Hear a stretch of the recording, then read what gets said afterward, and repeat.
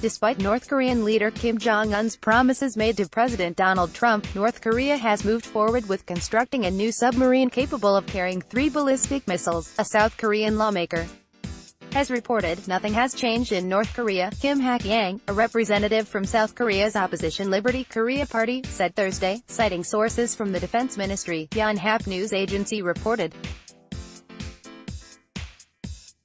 Kim said that Pyongyang has continued operating its nuclear and missile facilities and is also constructing a new submarine. The lawmaker explained that military officials believe the seacraft is being constructed at the Sinpo shipyard on North Korea's eastern coast, contrary to our military's suspension of joint Korea-U.S. military exercises. North Korea is conducting military exercises on a scale similar to previous years, Kim said, arguing that South Korea should continue to strengthen its military preparedness as negotiations continue. The lawmaker's comments come as Secretary of State Mike Pompeo visits North Korea to continue denuclearization discussions. Kim's accusations against Pyongyang also align with previous reports from security agencies and satellite images that suggest North Korea is moving ahead with its nuclear program. Despite promises made to Trump in Singapore on June 12, it is evident that North Korea has not yet abandoned its nuclear weapons or existing nuclear programs, nor its missile programs. Richard Johnson, Senior Director for Fuel Cycle and Verification at the Nuclear Threat Initiative, told Newsweek earlier this week, "I assume that Pyongyang will continue to maintain these capabilities in the absence of firm commitments and deadlines to denuclearize." After Trump met North Korea's Kim in Singapore last month, marking the first time a sitting U.S.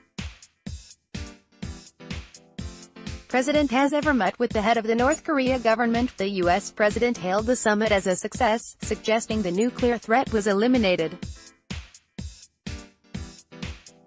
Since then, Trump has drawn criticism for giving concessions to Pyongyang without getting enough in return. Most notably, the U.S. agreed to suspend all joint military exercise with South Korea, which Trump called very provocative and expensive.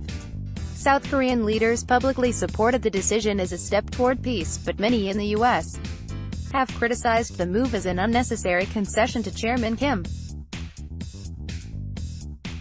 GOP Senator John McCain, of Arizona, called the decision a mistake. In a statement released last month, McCain said making unnecessary and unreciprocated concessions is not in our interests. He added, "We must not impose upon ourselves the burden of providing so-called good-faith concessions as the price for continued dialogue." Trump's national security advisor John Bolton said Sunday that the U.S. has a plan to dismantle the overwhelming bulk of North Korea's weapons of mass destruction within a year. Pompeo will present this framework during his meetings in Pyongyang on Friday and Saturday. However, nuclear experts have suggested that such a plan is highly unrealistic at best, and likely impossible to achieve. The size and complexity of North Korea's nuclear program alone cast doubt on the physical ability to complete denuclearization in a 12-month time frame, Johnson told Newsweek.